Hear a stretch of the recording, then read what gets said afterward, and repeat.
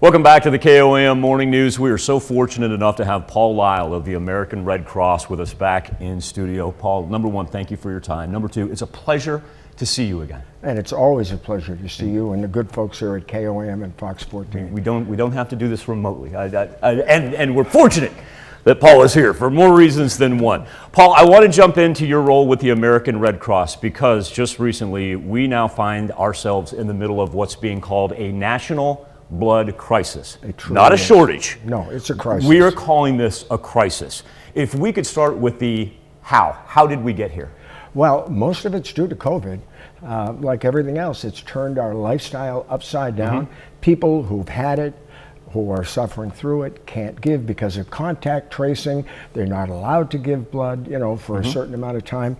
Then we have the problem of, look, half of our staff at any one time, 30 to 40% of the Red Cross staff, either because they've had it or contact tracing, can't go to work. When we had the national lockdown, kids are learning at home, people aren't working in their office. Well, who's going to take care of them? We're not going to blood drives. Yeah, they're staying home with their kids, and you can't do a blood drive remotely. You have to have hands-on. Thousands of blood drives were canceled. A lot of corporate drives were canceled because people weren't in their offices. University drives canceled, high school drives canceled because they simply weren't there. And we find ourselves down nearly 50% in blood donations. And you've got to keep blood coming in. Blood has an expiration date on it. Whole blood can be kept for about 2 months, then it can't be used. Frozen blood products can be kept longer, but you need it for every operating procedure in the world. They have to have it. You watch the medical shows, they said first thing to do, get a blood sample, type and cross match. Got to have blood supplies. How do we dig ourselves out of this hole? Well, we dig ourselves out of the hole by just increasing the number of donations, people coming forward. COVID's going to be with us for a long time. I don't think we're going to get rid of it. It's going to be like the flu. We might have to have annual booster shots. That won't prevent you from giving blood, but it has physically affected people. Hemoglobin counts are down. We're deferring more people when they come into glove. Sorry, your red cell count is too low and you can't give this time. So we just encourage more people to come out and give. If I have had COVID in the past, let's do a hypothetical. Sure. Is it safe for me to donate? Yes. What's the time? What do I need to know if I want to get back out? I've been a donor in the past, but now I'm apprehensive. But now I want to get back out and do it. What's Not my a time problem. frame? If you've had COVID, there are 5 or 10 day period after that, come on in and give blood. As long as you're not symptomatic, come in, please, and give blood. And like Paul says, they do the hemoglobin test. You're going to know right away. So our goal here is, folks, to get new donors out as well. Not only those of you, we want those of you returning who have done it in the past, but we need new donors. What is the best elevator speech that I can give to somebody to encourage them to participate? Well, what we tell people is, look, at some point in time, 1 out of every 3 people in this country is going to need blood. Everybody knows somebody that has had to have it at one point in time. So come on out. You may be apprehensive. It doesn't hurt, and you'll be saving 3 lives with each blood donation. Every pint of blood saves 3 lives. For anybody out there who hasn't been through it before and is unfamiliar with the process, they're not going to believe me. I donate. Yes.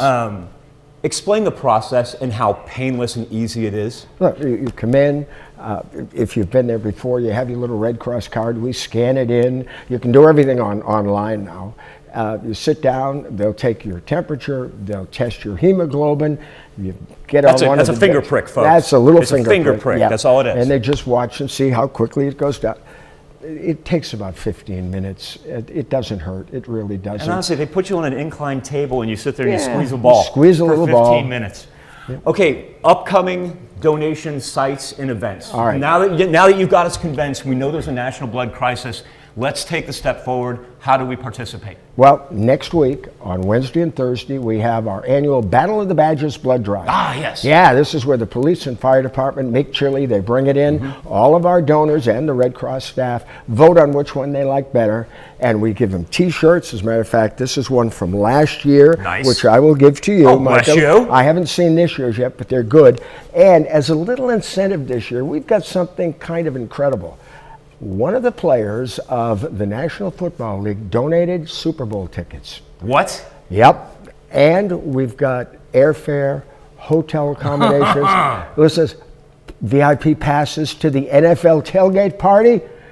And one lucky blood donor who gave blood just during the month of January is going to get this package. Now, doesn't necessarily mean it's going to be somebody locally, but your odds are a lot better than winning Powerball.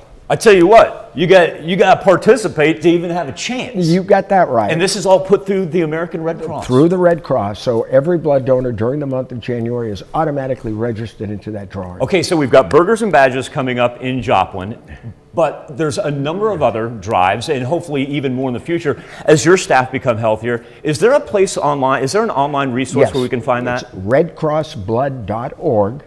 Again, redcrossblood.org. Go on there, type in your zip code wherever you live, and it will show you all the upcoming drives. And you can do it with a 5-mile radius, 10-mile, 25-mile radius, and then you can sign up right then and there. So I think our key factors and our takeaways are, number one, even if you have had COVID in the past, it is safe for you to go donate. Number two, for those of you who have thought about it, it is now time to make the move, take the plunge, and help relieve this national blood crisis. Yes, and there's one more thing. Absolutely. And this is the thing that is most fulfilling to me, that warms my heart, are first-time donors. People who come in, and I always ask them, how did you hear about it? What motivated you? 9 out of 10 of them say, I saw something on television, and it might not have been this week or last week, and I'm coming in for the first time. Well, I keep track. And since we've been doing this, 40 new donors. Those 40 donors now, more than half of them have been repeat donors. That is excellent. That means more than 100 lives saved. And it's all due to the efforts of KOAM and Fox 14. So on behalf of the Red Cross, I'm giving you a 5-gallon pin. And every time you look at that, say, we've saved over 100 lives and counting. Paul Lyle, thank you. And for those of you that let's do the math, folks. You go take 20 minutes of your day, save 3 lives.